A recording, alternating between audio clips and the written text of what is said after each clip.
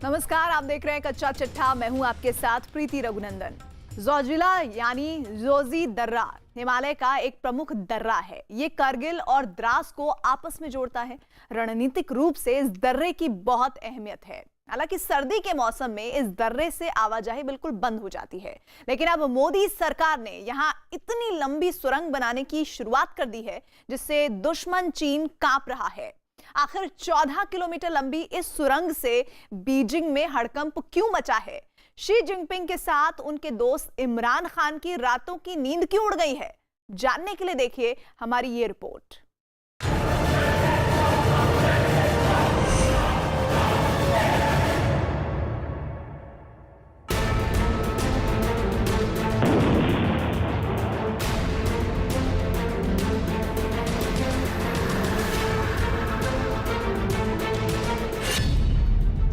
जोजिला में धमाके से बढ़ी शी की धक धक।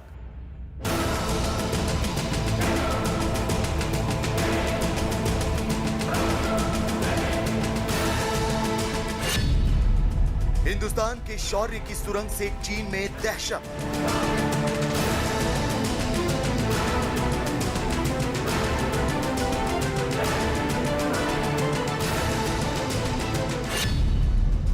जोजिला में सुरंग से निकलेगा दुश्मनों का दम।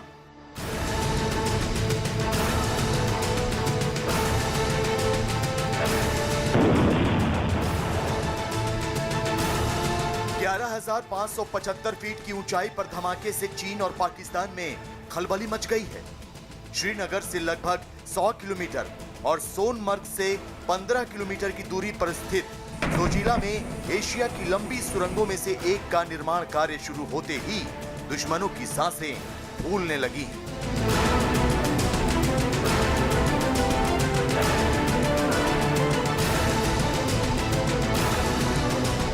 अटल टनल के बाद मोदी सरकार ने लद्दाख में सामरिक महत्व की जोजिला सुरंग का काम शुरू क्या किया?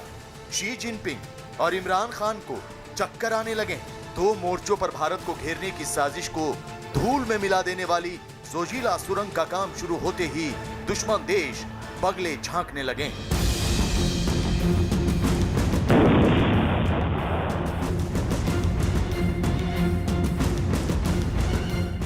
चीन से जारी तनाव के बीच श्रीनगर को लेह से हर मौसम में जोड़े रखने के लिए सुरंग बनाने का काम शुरू हो गया है।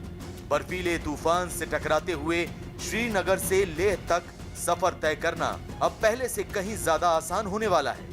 गर्मी हो या सर्दी, हर मौसम में ये रास्ता अब शीशे की तरह साफ होने जा रहा है। जोजिला टनल प्रोजेक्ट के जरिए भारतीय सेना की मूवमेंट पहले से कहीं ज्यादा आसान हो जाएगी।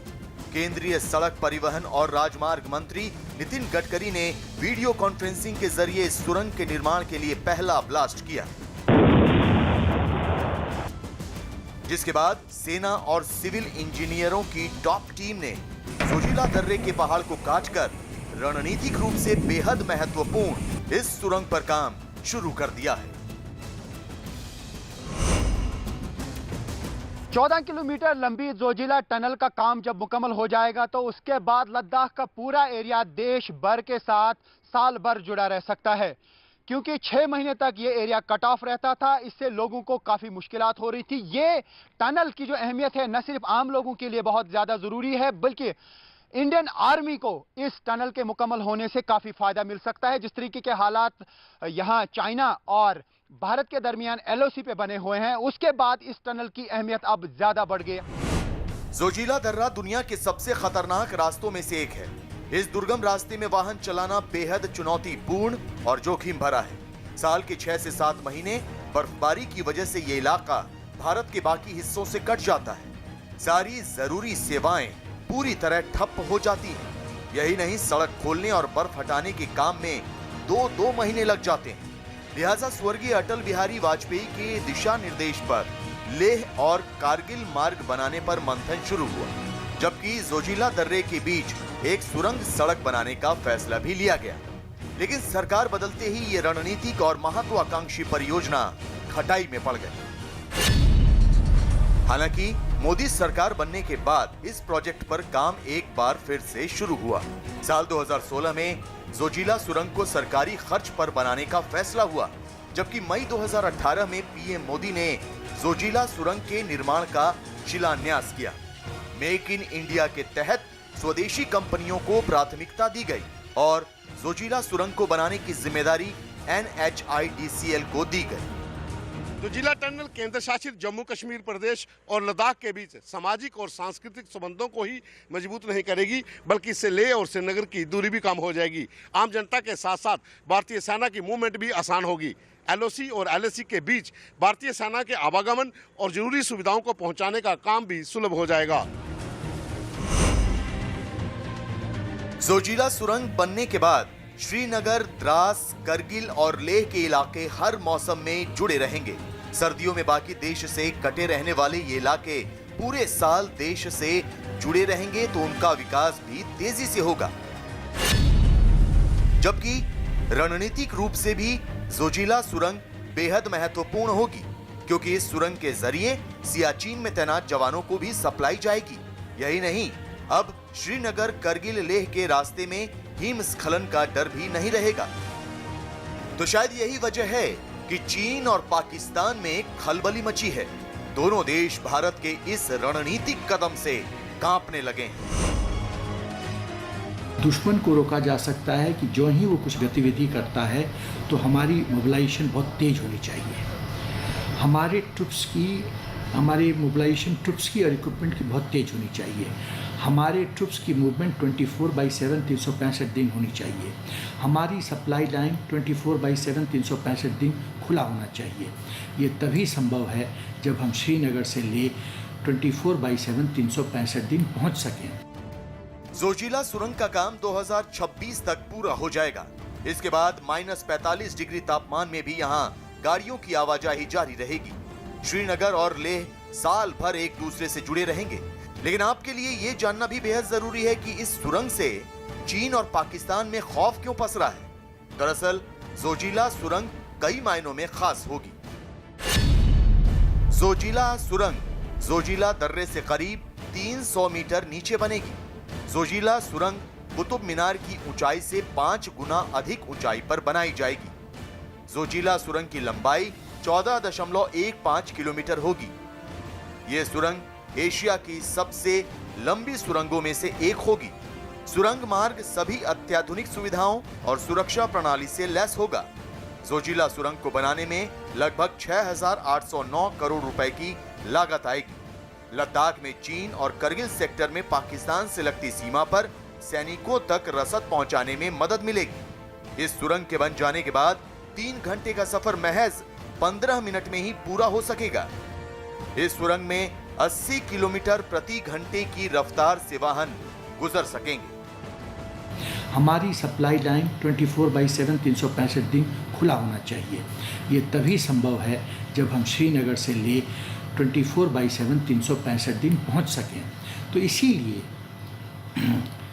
श्रीनगर ले रास्ता कारगिल के माध्यम से ये खुलना जरूरी है और ले मनाली रोड भी 365 दिन खुलना जरूरी है।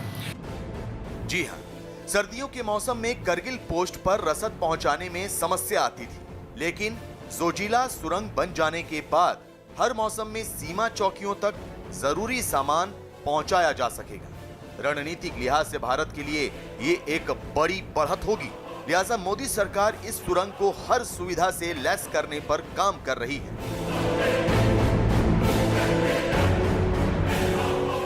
दरअसल जोजिला दर्रे से पाकिस्तान और चीन का परेशान होना लाजमी है, लेकिन चीन है कि मानने को तैयार ही नहीं है। चीन अब भी भारत के खिलाफ साजिशों का पुलंदा तैयार कर रहा है। शी जिनपिंग तो इस कदर बौखलाए हुए हैं कि उन्होंने अपनी फौज को जंग के लिए तैयार रहने का हुक्म तक दे दिया है। चीन जंग की बात कर रहा है। भारत समेत उन तमाम मुल्कों पर दबाव बनाना चाहता है जो उसके विस्तारवाद की मुखालफत करते हैं। यही नहीं, चीन की सेना पूर्वी लद्दाख में लंबे समय तक टिके रहने की योजना भी बना रही है। उसका मकसद ताजा विवाद को जारी रखना है।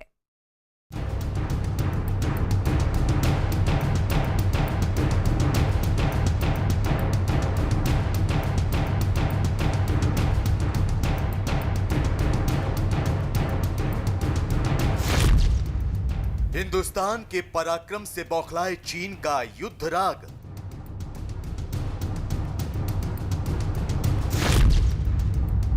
सीमा विवाद के बीच शी जिनपिंग ने की जंग की बात। पहाड़ की चोटियों पर चीन करेगा युद्धाभ्यास।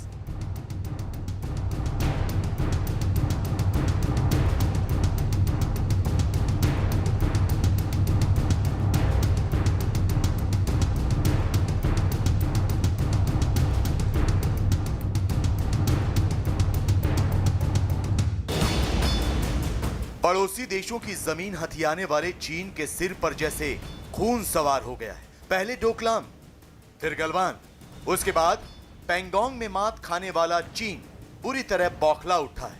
भारत ही नहीं बल्कि अमेरिका, ऑस्ट्रेलिया, जापान और यहां तक कि ताइवान से मिल रही चुनौती ने शी जिनपिंग को हिलाकर रख दिया है।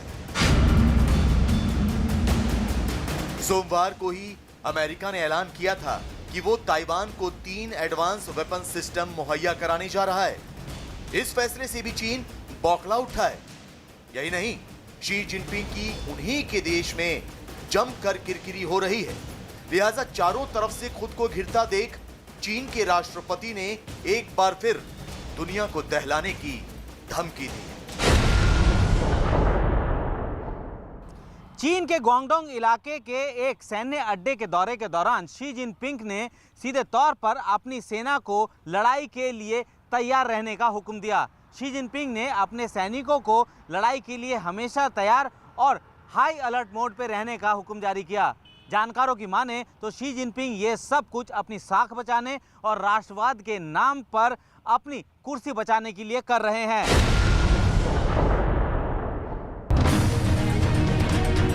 फिलहाल चीन के राष्ट्रपति शी जिनपिंग की सबसे बड़ी परेशानी हिंदुस्तान का आक्रामक रुख है। भारत जिस तरह चीन को उसी की भाषा में जवाब दे रहा है, ये शी जिनपिंग को नाकाबिले बर्दाश्त है, क्योंकि भारत और चीन के बीच सीमा विवाद 6 महीने से जारी है। भारत और चीन ने बेहद ऊंचाई वाले इलाकों में लगभग 1 लाख सैनिक तैनात कर रखे हैं। यही नहीं, भारतीय सैनिकों ने 29 और 30 अगस्त की रात पैंगोंग झील के दक्षिणी किनारे पर स्थित रणनीतिक रूप से महत्वपूर्ण कई चोटियों पर कब्जा कर लिया था, जिससे वहां भारतीय सेना की स्थिति काफी मजबूत हो गई है। भारतीय सेना ने पीपल्स लिबरेशन आर्मी के जवाब में सीमा पर टैंक और दूसरे मारक हथियार भी उतार दिए हैं। हिंदुस्तान की ये रणनीति चीन पर भारी पड़ रही है, लिहाजा वो एक बार फिर जंग की गीदड़ भभकी देने लगा है। चीन मीडिया की रिपोर्ट के मुताबिक शी जिनपिंग ने अपने बयान में सैनिकों से कहा है कि आपको अपना दिमाग और पूरी ऊर्जा युद्ध की तैयारी के लिए लगानी चाहिए। साथ ही आपको अपनी ट्रेनिंग में जंग की तैयारी पर ध्यान केंद्रित करना चाहिए। अपनी ट्रेनिंग के मानकों और लड़ाकू क्षमता को बढ़ाएं। चीन के गुआंगडोंग में Xi Jinping Shenzhen special economic zone की 40वीं वर्षगांठ पर एक कार्यक्रम में हिस्सा लेने पहुंचे थे, लेकिन शी ने सैनिकों से वफादार, बिल्कुल शुद्ध और पूरी तरह भरोसेमंद रहने की अपील के साथ जंग की तैयारियों को अमली जामा पहनाने की बात कर एक बार फिर अपना एजेंडा साफ कर दिया कि अगर चीन पर मुसीबत आई तो वो युद्ध के मैदान में सबसे पहले कूदेगा। ये चेतावनी जो है युद्ध के लिए तैयार रहने के लिए, इसका फोकस कहाँ होगा? पहली चीज जो आती है वो है ताइवान, क्योंकि ताइवान ऐसा देश है जिसको कि असला बारूद देने के लिए अमेरिका ने हाँ भरी है, सेनेट में प्रस्ताव पड़ा है और चीन अपनी धमकियां दे रहा है अमेरिका को कि इसको पारित ना किया जाए। तो इसको देखते हुए हो सकता है चीन ताइवान की तरफ कोई पहल करे।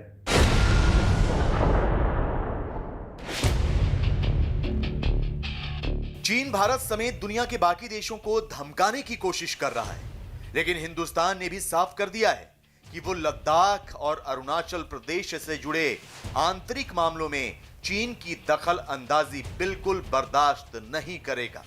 भारत ने 2 टूक शब्दों में चीन को अपनी हद में रहने की चेतावनी भी दी है।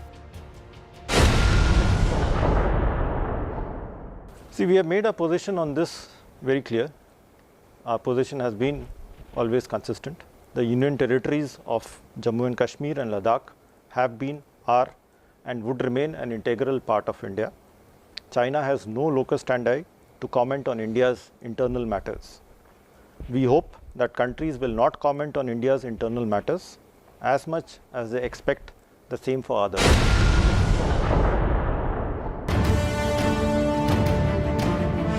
लेकिन चीन सुधर जाए ऐसा हो नहीं सकता। सूत्रों से मिल रही जानकारी के मुताबिक चीन भारत से सीमा विवाद को लंबे समय तक कायम रखना चाहता है।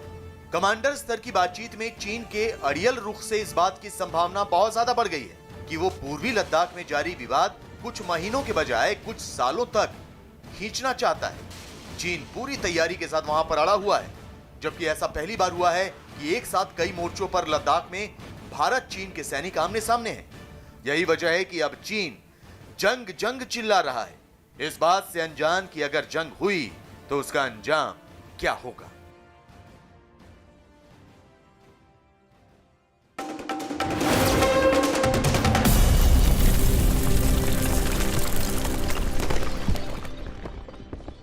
नमस्कार, मैं हूं दिग्विजय सिंह और आप देख रहे हैं हादसा। पाकिस्तान की सियासत में एक बार फिर एक तूफान करवट ले रहा है। पाकिस्तान के वजीर आजम इमरान खान की कुर्सी डगमगा रही है।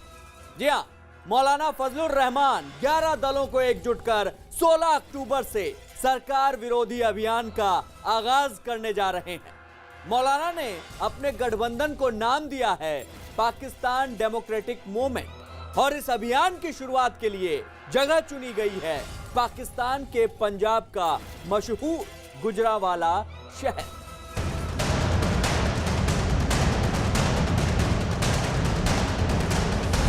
हमारे मुल्क पर मुसल्लत हुक्मरान आलमी एस्टेब्लिशमेंट का एजेंट है। मौलाना की दहाड़ से डरे इमरान। इंशाअल्लाह पाकिस्तान को भी आलमी एस्टेब्लिशमेंट से आजादी दिलाएंगे। मौलाना के वार से बेचैन हुए बाजवा।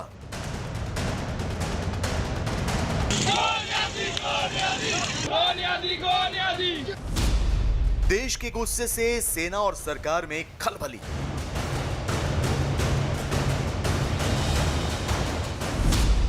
जनता को गुमराह करने का इमरान बाजवा का प्लान।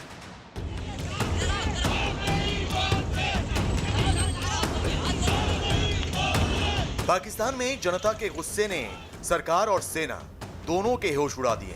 देश में भड़के बगावत के शोलों को देखकर इमरान खान और बाजवा की जोड़ी इस कदर सहम उठी है कि अब दोनों ही अपना अपना दामन बचाने में लग गए हैं। इसके लिए हर पैतरा अपनाया जा रहा है। कोशिश ये है कि देश की जनता का ध्यान असल मुद्दों से हटाकर ऐसे मामलों पर ले जाया जाए जिससे विपक्ष की मांग कमजोर पड़े। पाकिस्तान में अपनी काली करतूतों से जनता के निशाने पर आ चुकी इमरान सरकार और बाजवा की सेना एक नए एजेंडे पर काम कर रही है। इनकी कोशिश है कि विपक्ष और मौलाना द्वारा उठाए गए रोटी, रोजगार और भ्रष्टाचार के मुद्दे को भारत विरोधी अभियान चलाकर कमजोर किया जाए।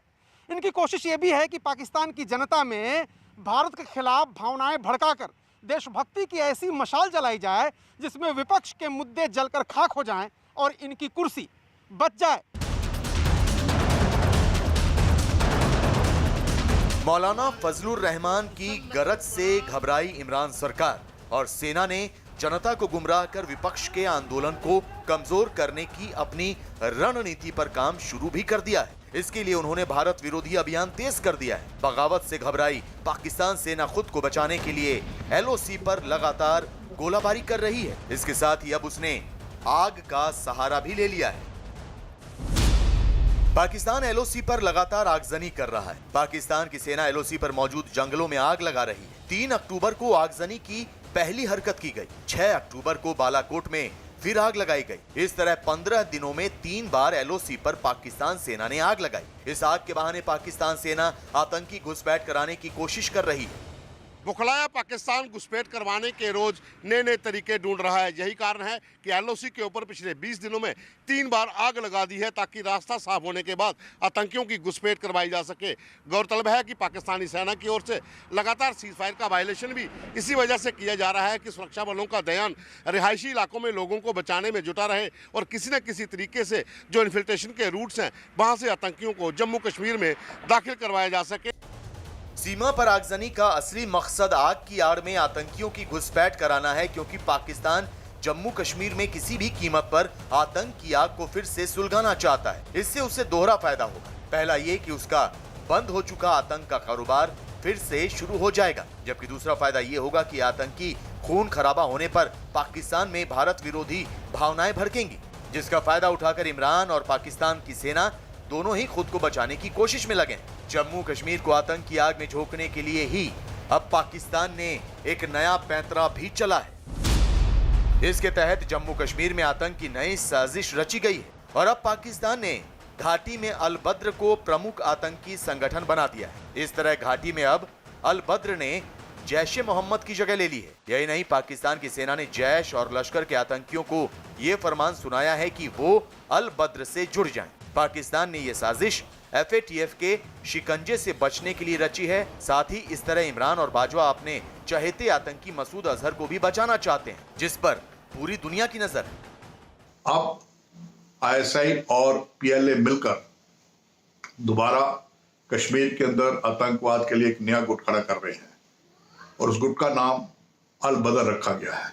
कोई नया गुट नहीं है, लेकिन अब इसे दोबारा खड़ा किया जा रहा है चीन की मदद से।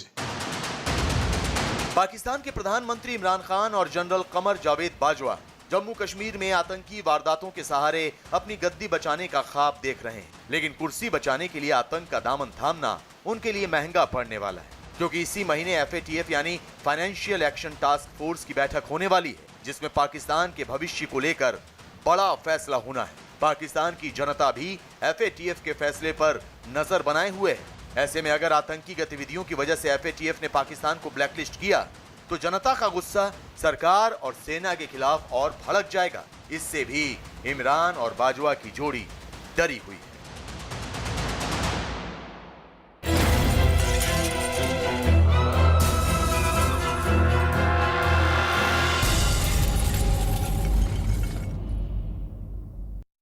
से बड़ी बहस